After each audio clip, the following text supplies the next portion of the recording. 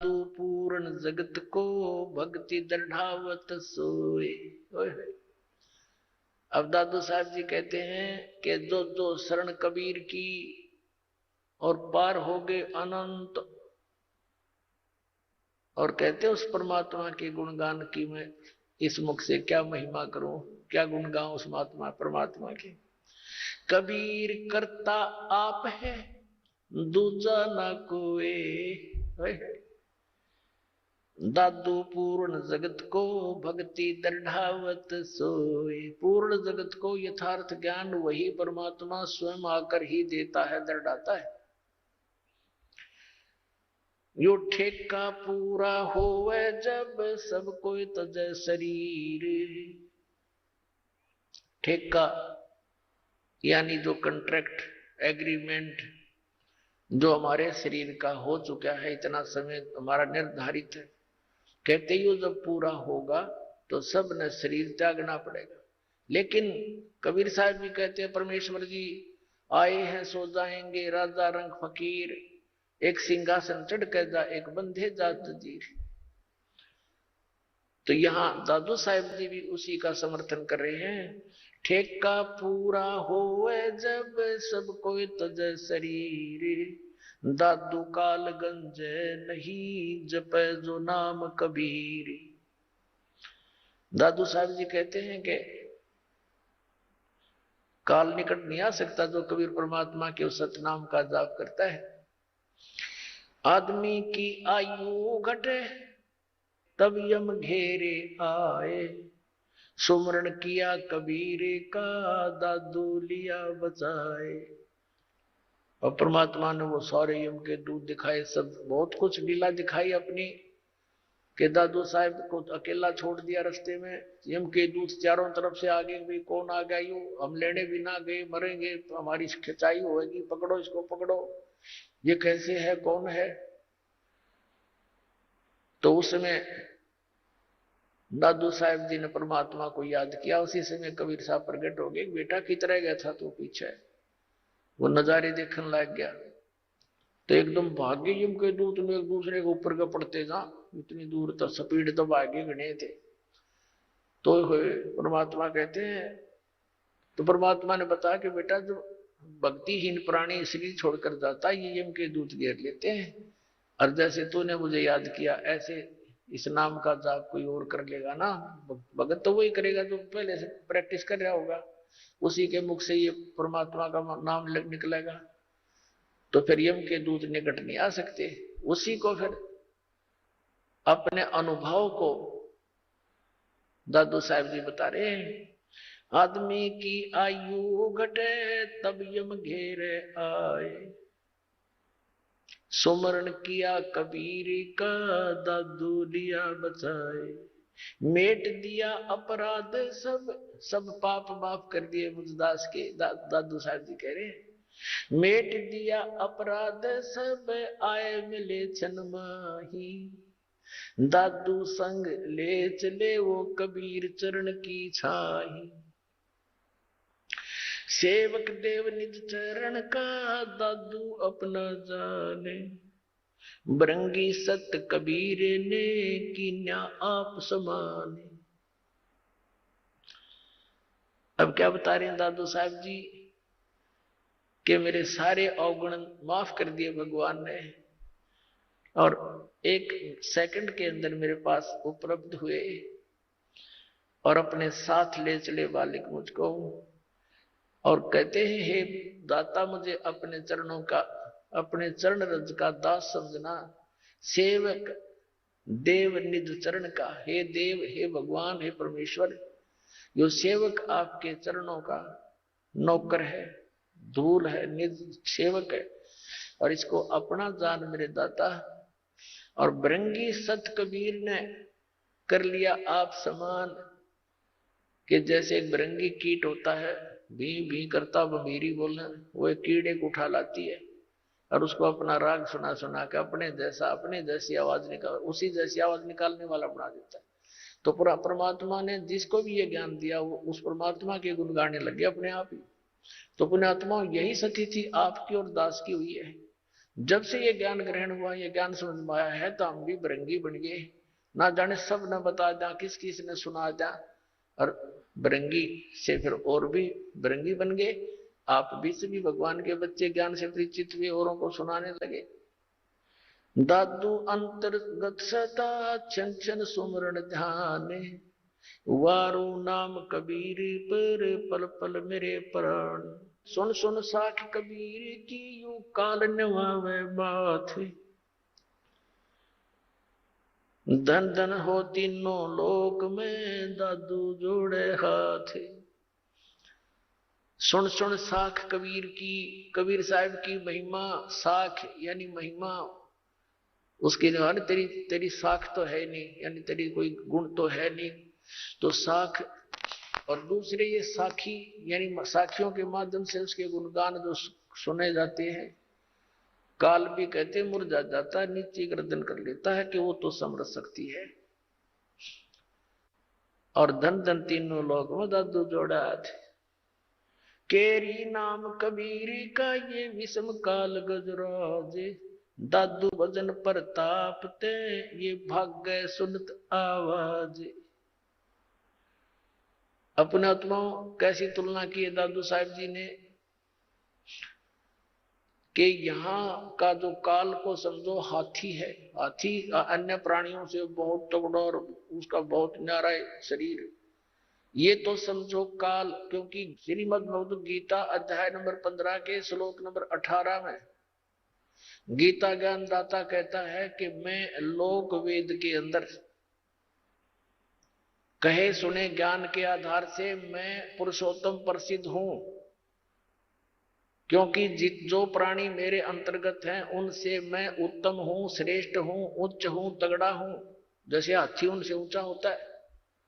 लेकिन गीता ज्ञान दाता ने यह भी स्पष्ट कर दिया है गीता अध्याय नंबर 15 के श्लोक 16 और 17 में कि सरपुरुष और अक्षर पुरुष ये दो पुरुष हैं, दो प्रभु हैं। ये दोनों नासवान, इनके अंतर्गत जितने प्राणी हुआ भी नासवान। सरपुरुष ये स्वयं है। गीता अध्याय नंबर 15 के श्लोक नंबर 17 में स्पष्ट कर दिया कि उत्तम पुरुष है तू अन्य, जो गीता ज्ञान दाता से अन्य है, वो स्वयं कह रहा है इस बात को, और वही परमात्मा कहा जाता है। यह लोक चरण में अवश्य विवर्ती अवैश्वर, जो तीनों लोकों में प्रवेश करके सबका धारण पोषण करता है, वो है अविनाशी परमात्मा। तो यहाँ 15वें अध्याय के 18वें श्लोक में गीता ज्ञान दाता सिर्फ इतना कह रहा है कि मेरे इस 21 ब्रह्मांड में जितने प्राणी मेरे अंतर्गत हैं उनसे मैं सुप्रीम हूं, बस। लेकिन आई एम नॉट पुरुषोत्तम। पुरुषोत्तम तो बता दिया 15वें अध्याय के 17वें श्लोक में।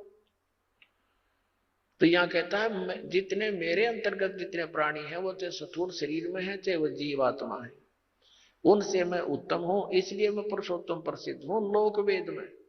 वास्तविकता तो बता दिया कोई और है। केरी नाम कबीर का और विषम काल गजराज, दादू भजन प्रताप से ये भाग्य सुनत आवाज। क्या बताना चाहे दादू साहब जी ने कि इसने काल को तो समझ लो गजराज, हाथियों का राजा, यानी उनसे सब हाथियों से सबसे तगड़ा वो उनका राजा होता है, ये नियम है। और केरी नाम कबीर का, बब्बर शेर समझ लो कबीर परमात्मा का यो सतनाम। और दादू भजन प्रताप से ये सुनते भाग्य आवाज गाज। जैसे हाथी कहीं जंगल में हो और शेर दहाड़ मार दे और वो निकट सी दिखती हो कि आवाज निकट आ लिया, हाथी लीद कर देता है और भाग लेता है, छोड़कर उस स्थान को दूर भागने की चेष्टा करता है। तो क्या बताना चाहे दादू साहब जी ने कि ये काल भी कोई छोटा मोटा जानवर नहीं है, कोई छोटी शक्ति नहीं। 10,000 भुजा का मालिक है ये, 1000 भुजा का, 1000 कला का। और ब्रह्मा विष्णु महेश जी इसके पुत्र हैं, वो केवल 16 कला के और 4 भुजा के हैं। लेकिन उस परमात्मा के सामने जो असंख्य भुजा, असंख्य कला का, असंख्य शक्ति का मालिक है, उसके सामने ये ऐसे भागता है जैसे शेर की दहाड़ सुनकर हाथी लीद करके भाग लेता है। केरी नाम कबीर का विखम काल गजराज, दादू भजन प्रताप ते भाग्य सुनत आवाज। पल एक नाम कबीर का दादू मन चितलाए, हाथी के असवार को स्वान काल नहीं खावे। अब देखो कैसी उपमा दी है मालिक की शरण में आए प्राणी को, कि जैसे हाथी। अब हाथी की दूसरी उपमात्मक तरीके से कैसे बताया है कि जो कबीर परमेश्वर जी की शरण में आ गया,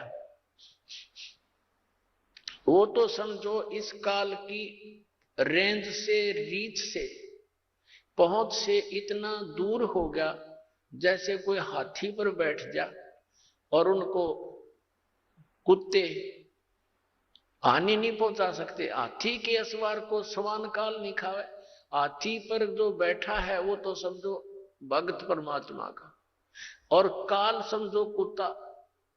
अब हाथी पर बैठे हुए व्यक्ति को कुत्ता कोई हानि नहीं पहुंचा सकता। तो ये काल तो इतना, काल की रेंज से, काल की पहुंच से आप इतने बार हो गए, जानबूझ के हाथी तो नीचे गिर जाओगे तो कुत्ता पिंडी पाड़ेगा तुम्हारी, और जब उससे नीचे नहीं उतरे तो कुत्ता कुछ नहीं कर सकता। तो परमात्मा की मर्यादा से दूर होते ही वो तो तैयार बैठा है, वो तो भौंक ही रहा है, आते पाड़ो खाओ इसको। तो ये उदाहरण देना चाहते हैं दादू साहब जी। पल एक नाम कबीरी का दादू मन चितलाए, हस्ती के असवार को ये स्वान काल नहीं खावे। सुमरत नाम कबीर की ये कटे काल की पीरे, दादू दिन दिन ऊंचा हो फिर परमानंद सुख सीरे।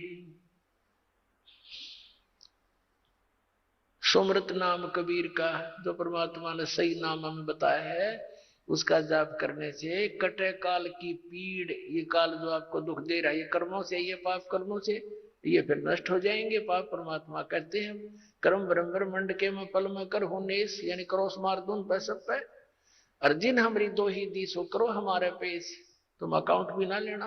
दादू नाम कबीर की जो कोई लेवे ओटे, तिनको कभू लागे नहीं ये काल वज्र की चोटे। अपने आत्मा इतने समर्थ की शरण मिल गई हमारे को, ये इतने गवाह भगवान के।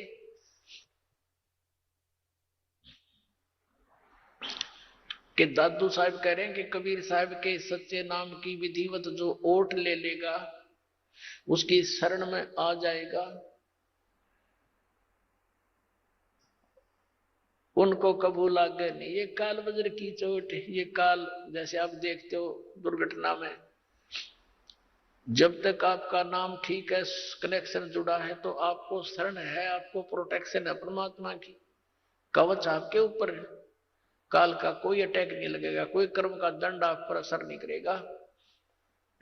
जैसे आप देखते हो दुर्घटना में परिवार नाश हो जाते हैं, ये कभी नहीं हो सकता इस मालिक की शरण आने वाले को, लेकिन रहना पड़ेगा मर्यादा में। अब देखो कैसी तुलना करते हैं परमात्मा की। दादू नाम कबीर की जय कोई लेवे ओटे, तिनको कबू लागे नहीं ये काल वज्र की चोट। काल का वज्र, ये परमाणु भी, मिसाइल भी निष्क्रिय हो जाएगी जो काल छोड़ता ऊपर तक।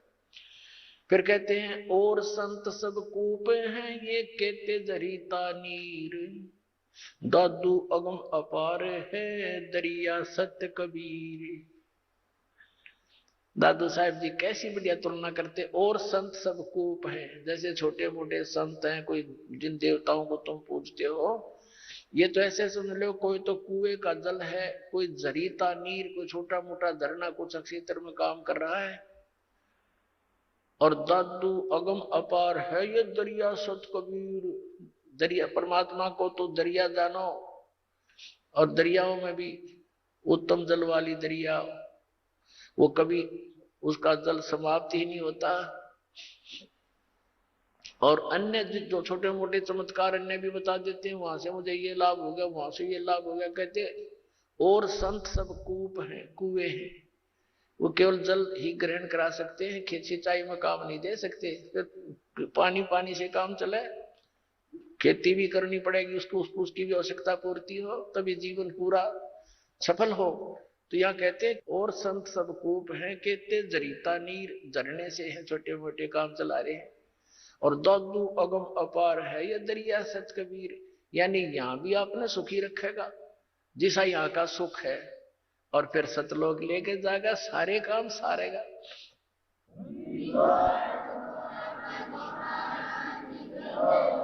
अब ही तेरी सब मिटे ये जन्म मरण की पीर, श्वास उश्वास सोमर ले दादू नाम कबीर। अभी तेरे सारे झंझट मिट जाएंगे इस श्वास उश्वास से, उस परमात्मा का ज्ञान सत्य पूरे संत से प्राप्त करके सुमन कर ले। दादू नाम कबीर का ये सुन के कप काले, नाम भरोसे नर चले तो हो नवा का वाले। दादू साहब कहते हैं कि दादू नाम कबीर का, अरे सुनते कप काल, ये 21 ब्रह्मांड का स्वामी सरपुरुष, ये सारा कांप जाता है मालिक का नाम लेते ही, इसका छाती धड़कन लग जाए नू।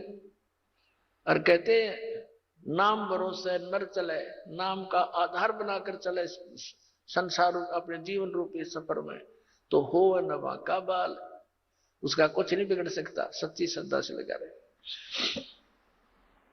जिनमो को निज नाम दिया सोए सतगुरु हमारे, दादू दूसरा कोई नहीं कबीर सिरजनहारे। वही तोड़ पाट दिया कि जिनमो को निज नाम दिया, निज असली मंत्र सतनाम जो मुझे दिया मेरा वो सतगुरु है, और नकली सतगुरु थे सारे। और कहते दादू दूसरा कोई नहीं केवल कबीर सृजनहार, वो कबीर परमात्मा सृजनहार अपना आत्मा। अब वो दादू पंथी गोपाल दास जी उस छुडानी गांव में किसी अपने सेवक के घर पर आकर रुक गया। उस सेवक ने कहा महाराज जी हमारे एक लड़की का लड़का ऐसे ऐसे किसी साधु के जंतर मंत्र के दूध पिलाने मेंटल हो गया, और कहते हैं साधु की विद्या को साधु ही काट सकता है, कुछ दया करो। गोपाल दास जी ने कहा कि बुला उस बालक को, देख लेता हूं। अब वो सेवक जो व्यक्ति था उस गांव का गया उस गरीबदास साहिब जी के नाना जी के पास कि भाई ऐसे ऐसे अपना एक मेरे पास एक संत आता है, लड़की के लड़के को उसको दिखा लेते हैं, वो कहता मैं ठीक कर दूंगा इसमें। तो 5-7 गांव के जो होते हैं कुल के लोग, वो और उसका नाना जी और गरीबदास 13 वर्ष के बालक को ले गए। दादू पंथी गोपाल दास जी गरीबदास जी से पूछा कि बेटा वो कौन था जिसने तुझे बर्बाद कर दिया, उसका क्या नाम था? अब गरीबदास जी ने कहा कि मुझे बर्बाद नहीं किया, मुझे आबाद कर दिया महात्मा जी। हम सुल्तानी नानक तारे दादू को उपदेश दिया, जात जुलाहा वेद न पाया उनका सीमा कबीर होया।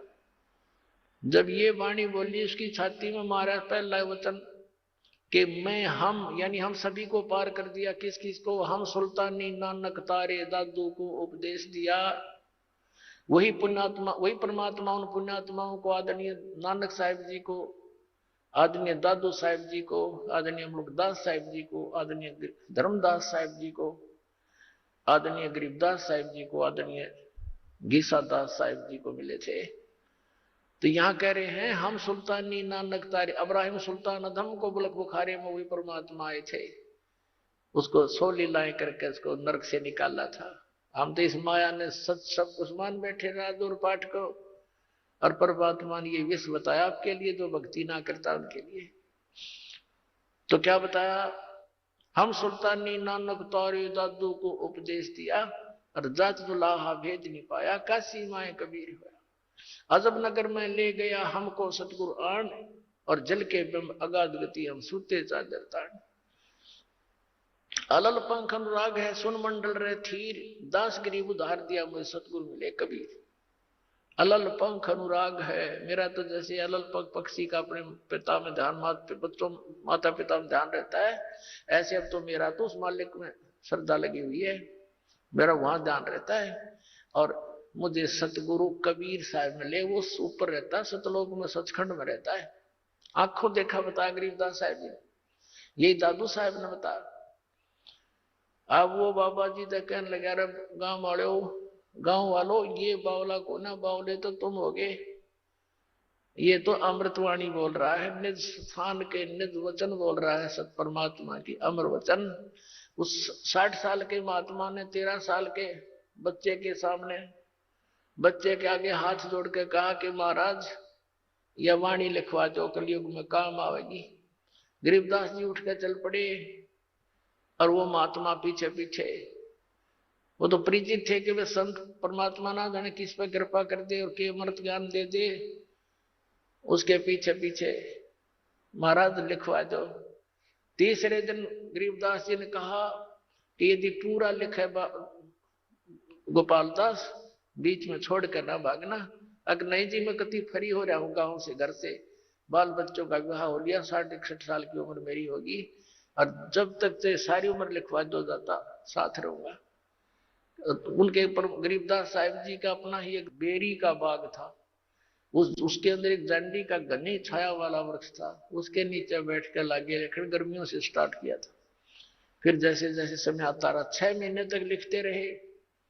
पर गरीबदास साहब जी बोल रहे थे और दादूपंथी गोपाल दास लिख रहा था। वो अमृतवाणी, वो अमर इतिहास, वो सूक्ष्म वेद का पूर्ण स्वच्छ रूप गरीबदास साहब जी के माध्यम से कबीर परमात्मा ने वो फिर से प्रकट करवाया, जो दास आपको सुनाता है। बोलो सतगुरुदेव।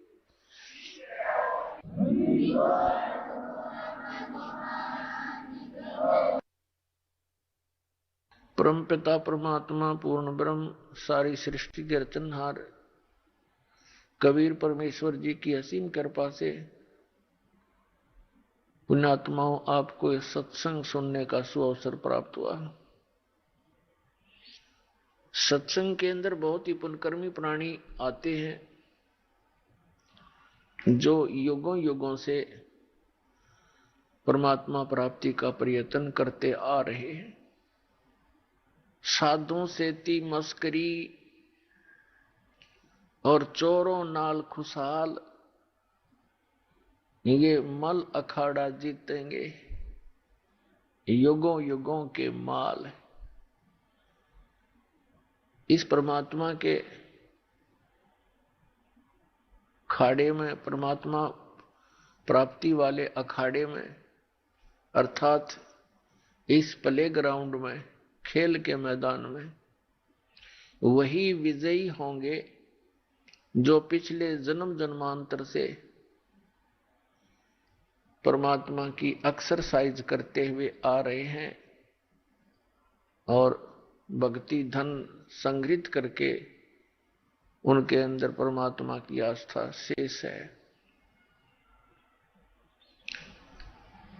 परमात्मा प्राप्ति के लिए हमें किस आधार की आवश्यकता है?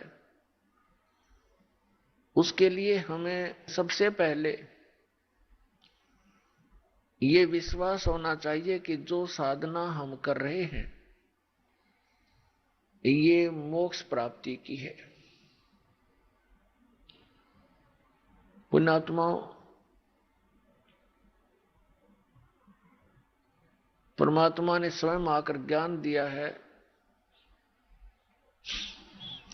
कि जग सारा रोगिया रे, जिन सतगुरु वैद न जाण्या, जग सारा रोगिया रे। भाई जन्म मरण का रोग लगा है, तृष्णा बडरी खांसी। जन्म मरण का रोग लगा है, तृष्णा बडरी खांसी। आवागमन की डोर गले में, पड़ी काल की फांसी। जग सारा रोगिया रे। जिन सतगुरु वैद न जाण्या जग सारा रोगिया रे। जग सारा रोगिया रे। जिन सतगुरु वैद न जाण्या जग सारा रोगिया रे। भाई देखा देखी गुरु शिष्य बन गे, किया न तत्व विचारा। देखा देखी गुरु शिष्य बन गे, किया न तत्व विचारा। गुरु शिष्य दोनों के सिर पे यू काल ठोके पंजारा। जग सारा रोगिया रे। जिन सतगुरु वैद न जाण्या जग सारा रोगिया रे। जग सारा रोगिया रे। जिन सतगुरु वैद न जाण्या जग सारा रोगिया रे। भाई जन्म मरण का रोग लगा है, या तृष्णा बडरी खांसी। जन्म मरण का रोग लगा है, या तृष्णा बडरी खांसी। आवागमन की डोर गले में, या पड़ी काल की फांसी। जग सारा रोगिया रे। जिन सतगुरु वैद न जाण्या जग सारा रोगिया रे। भाई साचा सतगुरु कोई ना पूजे, इन झूठों जगपति आसी। सच्चा सतगुरु कोई ना पूजे, इन झूठों जगपति आसी। अंधे की वहां गई अंधे ने, ये मार्ग कौन बतासी। जग सारा रोगिया रे। जिन सतगुरु वैद न जाण्या जग सारा रोगिया रे। जग सारा रोगिया रे। जिन सतगुरु वैद न जाण्या जग सारा रोगिया रे। भाई सार शब्द सर जीवन बूटी, गैस गैस अंग लगावे। सार शब्द सर जीवन बूटी, गैस गैस अंग लगावे। कहे कबीर तुम सत कर मानो, ये जन्म मरण मिट जावे। जग सारा रोगिया रे। जिन सतगुरु वैद न जाण्या जग सारा रोगिया रे। जग सारा रोगिया रे। जिन सतगुरु वैद न जाण्या जग सारा रोगिया। सार शब्द सर जीवन बूटी, गैस गैस अंग लगावे। सार शब्द सर जीवन बूटी, गैस गैस अंग लगावे। कहे कबीर तुम सत कर मानो, ये जन्म मरण मिट जावे। जग सारा रोगिया रे। जिन सतगुरु वैद न जाण्या जग सारा रोगिया रे। अब परमात्मा ने कहा कि ये सब पूरा विश्व रोगी है। कौन से रोग से रोगी है, ग्रस्त है? ये जन्म और मृत्यु के रोग से। और जब तक जन्म और मृत्यु का ये रोग नाश नहीं होगा, तब तक आत्मा स्वस्थ नहीं हो सकती, तब तक परम शांति नहीं हो सकती। तो पुण्यात्मा परमात्मा के पाने के लिए हमें एक विशेष विवेक की आवश्यकता पड़ेगी।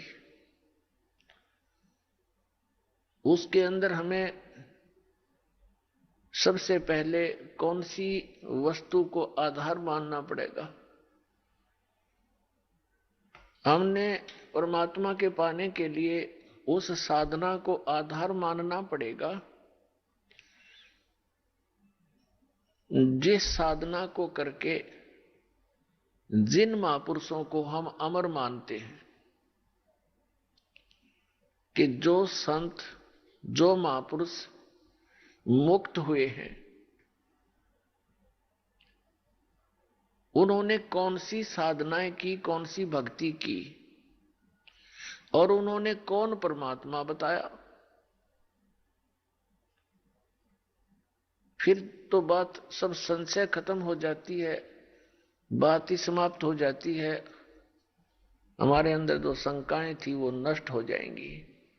उसके साथ साथ जो उन महापुरुषों ने साधनाएं की और वो मुक्त हुए, उसके साथ साथ फिर उनका कुछ संकेत, कुछ विवरण हमारे सदग्रंथों में भी विद्यमान है, तो भी हम उसको समर्थन मानेंगे। जैसा कि आज सुबह के सत्संग में आपको बताया था, 5 वेद हैं, ये प्रमाणित ग्रंथ हैं। ऋग्वेद, सामवेद, यजुर्वेद, अथर्ववेद, ये तो वेल नोन है।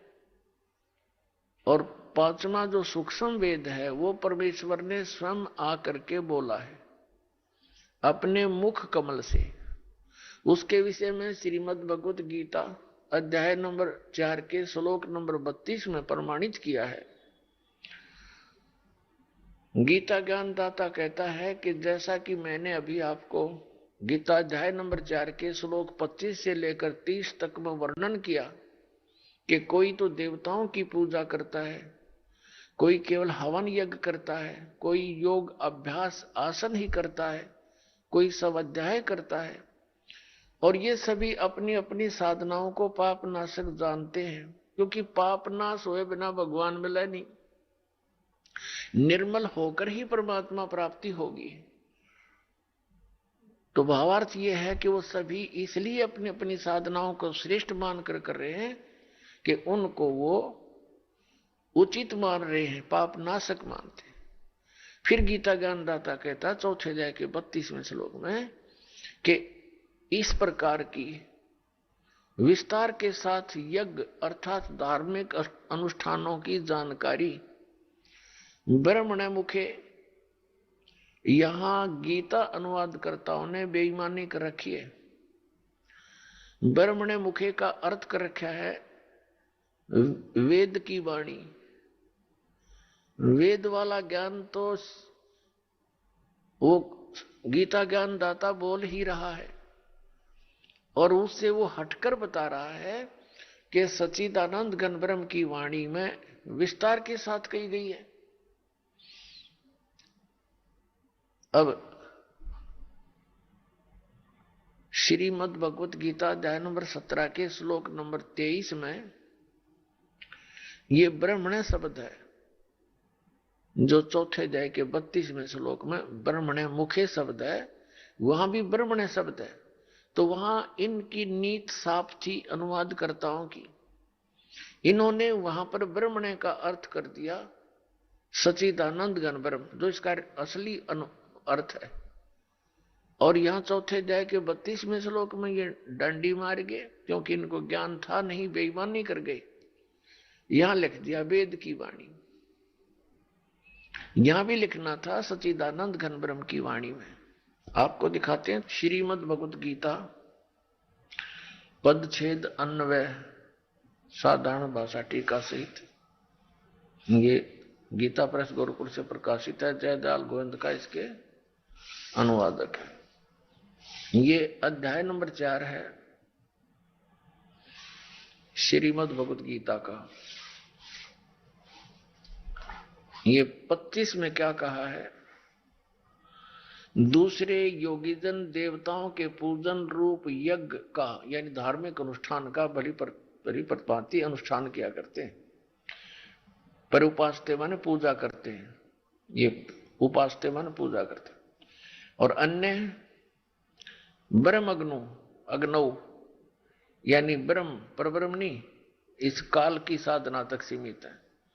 आत्म रूप यज्ञ का हवन किया करते हैं। और 26वां अन्य श्रोत्रादि समस्त इंद्रियों को संयम रूप अग्नियों में हवन किया करते हैं, यानी कुछ अपने इन कान आदि रोक राख कर ये क्रियाएं करते रहते हैं।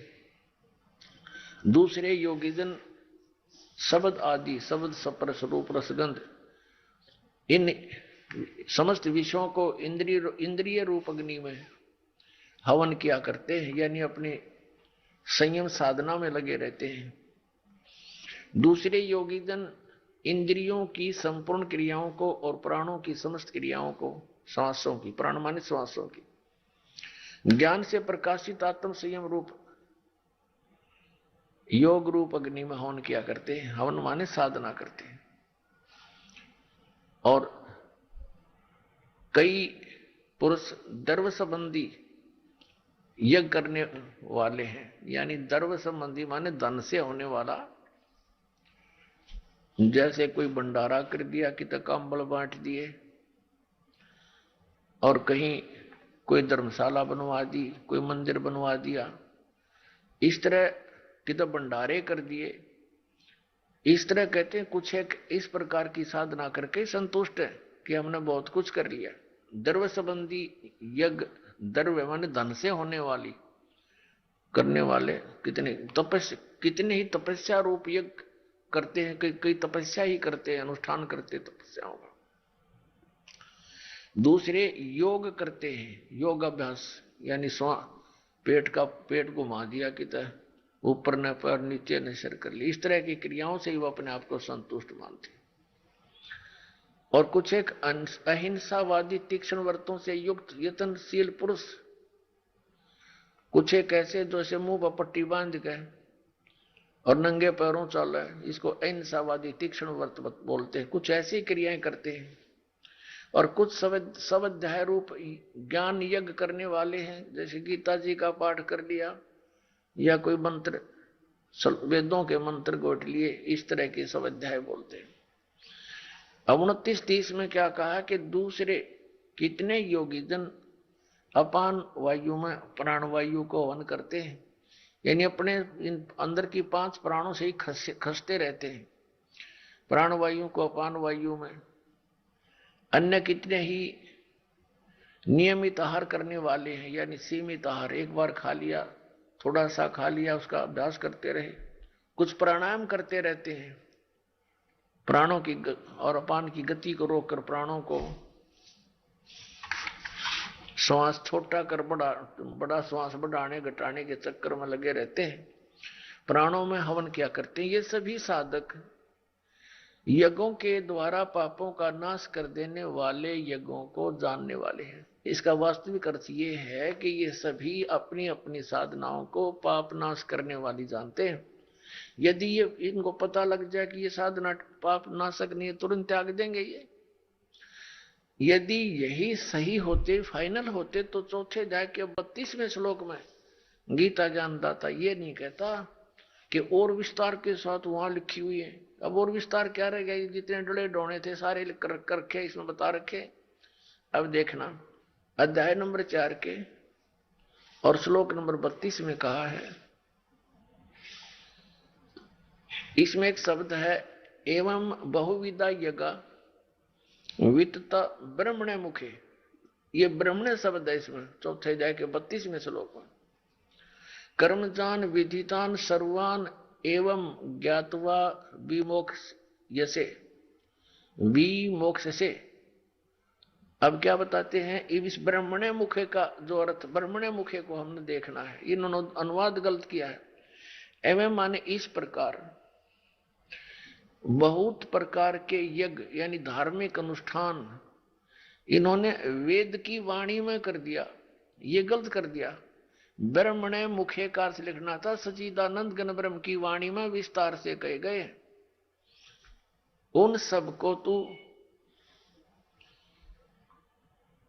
कर्म जान, यानी कर्मों से, शारीरिक क्रियाओं से संपन्न होने वाले जान। नाम उठत नाम बैठत नाम सोत जागवे, नाम खाते नाम पीते नाम सेती जागवे लागवे, ये क्रिया है उसमें। विधितान विधि जान उनको जान। इस प्रकार तत्व से जानकर उनके अनुष्ठान द्वारा तू कर्म बंधन से सर्वथा मुक्त हो जाएगा। अब ये देखना, हमने ये गलत कर दिया ने, बेईमानी कर रखी यहां पर। यहां लिखना था सच्चिदानंद घन ब्रह्म की वाणी में। अब आपको दिखाते हैं इसी श्रीमद् भगवद गीता अध्याय नंबर 17 के श्लोक नंबर 23 में, इसमें है ओम तत्सत इति निर्देश है ब्रह्मण तिर्विद समर्थ ब्राह्मणा तेन वेदा च यगा च विहिता पुरा। ओम ओम तत् तत् सत सत इति माने यह है, ऐसे यह है। तिर्विध माने तीन प्रकार का, ब्रह्मण मुख्य ब्रह्मण सच्चिदानंद घन ब्रह्म का, ब्रह्मण माने सच्चिदानंद घन ब्रह्म, ये यहां बिल्कुल सही इन्होंने अनुवाद किया है, का नाम कहा है। अपने आत्मा इस गीता जी अध्याय नंबर 17 के श्लोक नंबर 23 में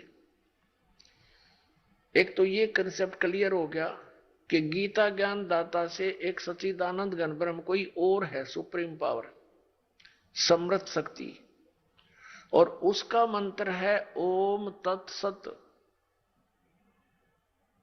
ये तीन मंत्र का है। तो एक तो हमारी पवित्र गीता से हमें ये मिलेगा कि कौन सी साधना करने की है, वो कौन से मंत्र हैं जो जाप करके मोक्ष प्राप्ति होती है, और दूसरे फिर हम प्रमाण लेंगे उन महापुरुषों से जिनको हम मुक्त मानते हैं और जिनका ये अन्य संत पंथ उन महापुरुषों के भी प्रमाण देते हैं कि वो पार हो गए, वो महापुरुषों की वाणी भी लेते हैं। तो उन्होंने भी कौन से मंत्र जाप किए, फिर ये सब रास्ता साफ हो जाएगा, शंका समाप्त हो जाएगी। शंका समाप्त हुई, भगवान मिला, फिर तो क्रिया करनी शेष रह जाएगी। और वो क्रिया इतनी आसान है, चलते फिरते उठते बैठते भगवान का कभी कितना ही भजन कर लो, काम करते करते, और अंतिम सांस तक साधना करनी है, भगवान साथ लेकर जाएगा आपको सतलोक में। अब देखो, अब हम फिर आगे अध्याय नंबर 4 के श्लोक नंबर 32 पे। अब इसमें है इस प्रकार बहुत प्रकार के यज्ञ माने धार्मिक अनुष्ठानों की जानकारी ब्रह्मण मुखे, यहां लिखा गया सच्चिदानंद घन ब्रह्म की वाणी में विस्तार के साथ कहे गए हैं। उन सब को तू कर्म जान, यानी शारीरिक क्रियाओं द्वारा संपन्न होने वाले जान। इस प्रकार तत्व से जानकर उनके अनुष्ठान द्वारा कर्म बंधन से सर्वथा मुक्त हो जाएगा। इस अध्याय नंबर गीता अध्याय नंबर 4 के श्लोक नंबर 32 का सारांश है कि गीता ज्ञानदाता कह रहा है कि एक सच्चिदानंद घन ब्रह्म की वाणी में, जो उस सच्चिदानंद घन ब्रह्म ने यानी परम अक्षर ब्रह्म ने, पूर्ण परमात्मा ने आकर अपने मुख कमल से जो ज्ञान दिया है, वो वाणी मुखे, मुखे माने मुख कमल से उच्चरित वाणी में, मुख से बोले गए उस ज्ञान में वो विस्तार के साथ कहा गया। और उसको जानने के बाद फिर पूर्ण रूप से सभी प्रकार से तो सब कर्मों से मुक्त हो जाएगा। अपुनत्मो, ये तत्व ज्ञान है जो सच्चिदानंद घन ब्रह्म की वाणी है, ये सूक्ष्म वेद है, 5वां वेद है, और जिसके विषय में गीता ज्ञान दाता अनभिज्ञ है, कहते उसकी वो जानकारी तो कोई उसका रिप्रेजेंटेटिव सच्चिदानंद घन ब्रह्म का जो दास होगा, उससे परिचित जो संत होगा, वो बतावेगा। उसके लिए चौथे अध्याय के 34वें श्लोक में कहा कि उस तत्व ज्ञान को जो सच्चिदानंद घन ब्रह्म की वाणी में है, जिसको परमात्मा ने, सच्चिदानंद घन ब्रह्म ने, परम अक्षर ब्रह्म ने, सतपुरुष ने स्वयं आकर के बोला है, वो तत्व ज्ञान है। उस ज्ञान को तू तत्वदर्शी संतों के पास जाकर समझ। ये देखिएगा चौथे जाएगा 34वां श्लोक। उस ज्ञान को जो सच्चिदानंद घन ब्रह्म ने स्वयं आकर के बोला है, उस ज्ञान को, उस तत्व ज्ञान को तू तत्वदर्शी ज्ञानियों के पास जाकर समझ। उनको भली भांति दंडवत प्रणाम करने से, उनकी सेवा करने से और कपट छोड़कर सरलता पूर्वक प्रसन्न करने से वे परमात्म तत्व को भली भांति जानने वाले ज्ञानी महात्मा तुझे तत्व ज्ञान का उपदेश करेंगे। अपने आत्माओं कितना कंसेप्ट क्लियर कर दिया। गीता ज्ञान दाता अपने से अन्य कोई परम अक्षर ब्रह्म के विषय में कह रहा है कि वो सच्चिदानंद घन ब्रह्म आकर के अपने मुख कमल से ज्ञान देता है और वो तत्व ज्ञान है। उस तत्व ज्ञान को तू तत्वदर्शी संतों के पास जाकर समझ। उनको दंडवत प्रणाम करने से, विनम्र भाव से प्रसन्न करने से वो तत्वदर्शी संत ज्ञानी महात्मा तुझे उस तत्व ज्ञान का उपदेश करेगी। इससे सिद्ध है कि गीता ज्ञान दाता उस ज्ञान के विषय में नहीं जानता, नहीं तो ये लिखने और कहने की आवश्यकता ही नहीं थी। ये कह देता कि अगले अध्याय में लिखता हूं, उसमें पढ़ ले, इतनी सी बात थी। ये नहीं जानता, इसने उस ज्ञान को, 5वें वेद को नष्ट कर दिया था और उसको प्रदान करने के लिए परमात्मा स्वयं आते हैं। अपने आत्माओं यहां एक कंसेप्ट और क्लियर करेंगे। गीता ज्ञान दाता कहता है, अब उसकी पहचान भी बताता है कि वो तत्वदर्शी संत होगा कैसा। श्रीमद् भगवत गीता अध्याय नंबर 15 के श्लोक नंबर 1 में तत्वदर्शी संत की पहचान बताई है। क्या बताया है कि ये एक संसार रूपी उल्टा लटका हुआ वृक्ष समझो, पूरा विश्व सब ब्रह्मांडों समेत, और जिसकी ऊपर को जड़ है, नीचे को तीनों गुण रूपी शाखा है। श्रीमद् भगवत गीता अध्याय नंबर 15 के श्लोक नंबर 1 से लेकर 4 में ये स्पष्ट किया है। इस उल्टे लटके हुए संसार रूपी वृक्ष की जानकारी दी है।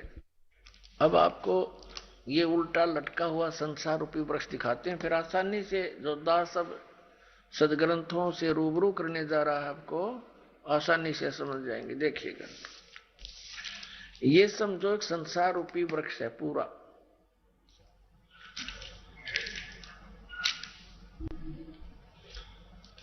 ऊर्ध्व मूलम अधः शाखम। देखिए श्रीमद् भगवत गीता अध्याय नंबर 15 का ये पंचदशो अध्याय यानी 15वां अध्याय है। 15वां अध्याय है, ये इसका प्रथम श्लोक है। इसमें कहा कि ऊर्ध्व मूलम अधः शाखम अश्वत्थम प्राहु अव्यम छंदासी यस्य पर्णानि ये तम वेद स वेदवित्। ऊर्ध्व मूलम इसका अर्थ है कि ऊपर को जड़ और नीचे को शाखा। अधः माने नीचे होता है, ये भ्रमित है, इन्होंने गलत कर दिया। अधः माने ब्रह्मा रूप मुख्य शाखा वाले, नहीं। ये दूसरा अध्याय में 15वें अध्याय के दूसरे श्लोक में 2 बार अधः है, अधः अधः। इसका अनुवाद इन्होंने इसके अगले पृष्ठ पर किया है। अधः माने नीचे, अधः माने नीचे, अधः माने नीचे, ऊर्ध्व माने ऊपर, अधः माने नीचे, अधः माने नीचे। तो हम यहां इसको शुद्ध कर लेंगे, इन्होंने गड़बड़ कर दी थोड़ी सी, ये बेईमानी करके जान के समझ में ना आई। अब हम फिर 15वें अध्याय के प्रथम मंत्र में फिर आगे हैं। ऊर्ध्व मूलम ऊपर को जड़ और अधः शाखम नीचे को शाखा वाला, अश्वत्थम प्राहु अव्यम ये संसार रूपी पीपल का अविनाशी वृक्ष कहा है। आइए अब हम उन श्रद्धालुओं के अनुभव जानते हैं जो जगत गुरु तत्वदर्शी संत रामपाल जी महाराज जी से दीक्षा प्राप्त कर चुके हैं तथा उनके द्वारा बताए गए भक्ति मार्ग पर चल रहे हैं। बहन जी नमस्कार। सत्साही। क्या नाम है आपका? मेरा नाम अनुराधा है। अनुराधा जी, कहाँ से आए हैं आप? मैं डिस्ट्रिक्ट सोलन हिमाचल से आई हूँ। संत रामपाल जी महाराज से कब जुड़े? हम 18 फरवरी 2011 में जुड़े हैं। संत रामपाल जी महाराज से नाम दीक्षा लेने से पहले आप क्या भक्ति साधना करते थे? हम देवी देवताओं की पूजा करते थे, नौ नवरात्र करते थे, हर एक तीज त्योहार सभी मनाते थे, करवा चौथ के व्रत रखते थे, सब कुछ करते थे। फिर संत रामपाल जी महाराज की शरण में क्यों आना पड़ा? भगत जी कुछ तो ये घर के हालात भी ऐसे होते हैं, घर के कलह क्लेश थे काफी ज्यादा, और कोई ऐसा आध्यात्मिक लाभ नहीं था, कोई भौतिक लाभ नहीं, कुछ नहीं हो रहा था। जो पूजा कर रहे थे फिर भी करते करते इतने दुखी थे कि हमारे को ये मार्ग चुनना पड़ा। संत रामपाल जी महाराज की शरण में कैसे आए, आपको कैसे पता चला? सर पता हमें ऐसे चला कि मैं ससुराल में नहीं, मायके में रहती हूँ, तो पता नहीं ये परमात्मा की दया होगी जो मैं परमात्मा के ज्ञान पाने के लिए मैं मायके में रह रही हूँ। तो वहां पे हमारे एक पड़ोसी भगत जी है, हमारे भाई हैं हुक्मदास जी, तो 2010 में वो जुड़े हुए थे सबसे पहले। तो वहां पे हमारे जो ग्राम देवता होता है, तो हम वहां जाते थे, घर की मतलब सारी पूजा करते थे। हमने पानी उठा के ले जाना, आपको पता है हिमाचल में बॉडियां होती हैं, नलके वगैरह नहीं होते, कम समी होते हैं, तो हमने घर से पानी उठा के ले जाना, काफी दूरी पर ले जाना। तो हमने मंदिर में खूब साफ सफाई करनी, सब कुछ करना। तो भगत जी हमारे, हुक्मदास भगत जी हमारे देखते रहते थे घर से, तो वो देखते थे, तो उन्होंने सत्संग सुना हुआ था, उन्होंने उपदेश लिया हुआ था 2010 से। पर उन्होंने डायरेक्ट नहीं बोला है हमारे को कि तुम ये पूजा करो, ये व्यर्थ है, ये ऐसा नहीं है। तो उन्होंने अपनी भक्तमती को बोला कि आप इनको समझाओ कि जो ये पूजा कर रहे हैं वो सब व्यर्थ है, बाकी आप सत्संग सुना करो। उन्होंने इतना बोला, तो हम सत्संग सुनने लगे। तो उस दिन से ही हमने ये पूजा वगैरह सब छोड़ दी, जब से सत्संग सुनने लगे। तो सत्संग सुनने लगे, एक दिन ऐसा हुआ कि हुक्मदास जी के जो फादर थे उनकी डेथ हो गई। तो जैसे शाम को बैठने के लिए जाते थे, तो हम वहां पे चले गए बैठने के लिए जाते थे। तो वहां पे जो मरने के बाद गरुड़ पुराण पढ़ते थे, तो भगत जी ने वो पढ़ने नहीं दिया। तो उन्होंने बोला कि इससे कोई फायदा नहीं है, इससे कोई लाभ नहीं है, ये व्यर्थ है, इसको तो मरने के बाद पढ़ा जाता है। आप गहरी नजर गीता में पढ़ो, जो मैं बरवाड़ा आश्रम से लेके आया हूँ। तो भगत जी हमने वो पढ़ी गहरी नजर गीता में, तो हमने पढ़ी भी है, समझी भी है, सबको सुनाई भी है। जैसे शाम को बैठने के लिए काफी लोग हो जाते थे, तो सबने सुनी है। तो हमारे को ऐसा लगता था कि हम इतनी पूजा करते हैं, इतना सब कुछ करते हैं, फिर भी हम दुखी क्यों हैं, हमारे को क्यों कोई लाभ नहीं हो रहा है। तो फिर कैसे पहुंचे आप? तो एक दिन भगत जी ने बोला कि आप देख लो, अगर आपने जाना है तो। हमारे को 15-20 दिन हो गए थे सत्संग सुनते हुए, सुन रहे थे हम। शुरू शुरू में तो हमारे को पता नहीं लगा, क्योंकि गुरु जी हरियाणवी भाषा बोलते हैं और हम हिमाचली लोग पहाड़ी भाषा बोलते हैं, तो हमारे को इतना पता नहीं था, पता लगता था शुरू शुरू में। लेकिन जब एक बार ध्यान से सुनने लगे, तो परमात्मा की वाणी भी समझ में आने लगी, सब कुछ समझ में आ गया। और भगत जी ने बोला कि आपने अगर जाना है, अगर देख लो, अगर आपने जाना है तो चलो। तो हम सिर्फ एक मात्र घूमने के लिए गए थे कि चलो घूम के देखते हैं क्या वहाँ का प्रोसीजर है, क्या सिस्टम है। वहाँ पे कुछ पैसे तो नहीं लगते, क्योंकि हम मिडिल क्लास फैमिली से बिलोंग करते हैं, हम इतना पैसा भी नहीं कहीं दे सकते हैं। तो हम जाते हुए चिंता भी हमारे को थी कि कहीं हमारे को कहीं कोई पैसा तो नहीं देना पड़ेगा, कहीं हमारे को खाने का तो नहीं पैसा देना पड़ेगा। तो इस डर से हम मतलब वैसे ही गए थे घूमने के लिए। तो जब वहां पे गए, वहां पे सत्संग सुना, वहां का सिस्टम देखा, तो भगत जी हमने नाम उपदेश ले लिया।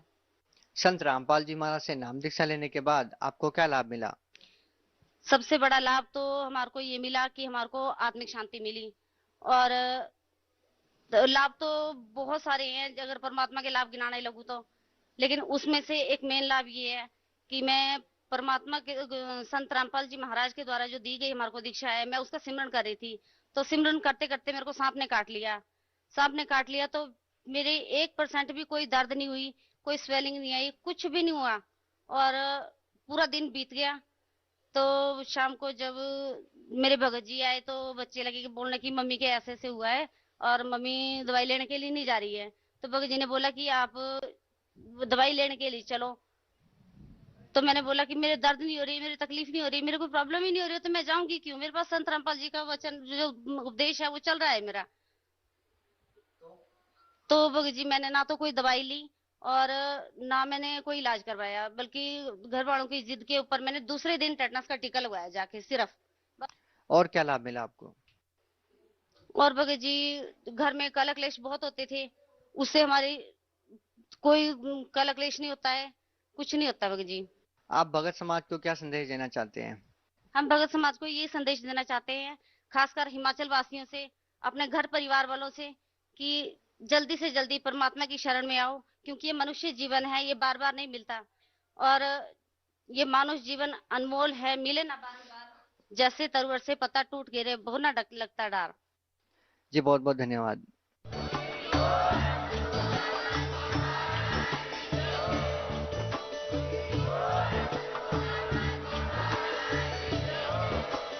आप सुन रहे थे जगत गुरु तत्वदर्शी संत रामपाल जी महाराज जी के मंगल प्रवचन। अधिक जानकारी के लिए विजिट कीजिए हमारी वेबसाइट www.jagatgururampalji.org। संत रामपाल जी महाराज जी के शुभ आशीर्वाद से पूरे विश्व भर में 500 से भी ज्यादा नाम दीक्षा केंद्र हैं, जिन पर संत रामपाल जी महाराज जी द्वारा ऑनलाइन निशुल्क नाम दीक्षा दी जा रही है। अपने नजदीकी नाम दीक्षा केंद्र का पता करने के लिए संपर्क करें 8222880541।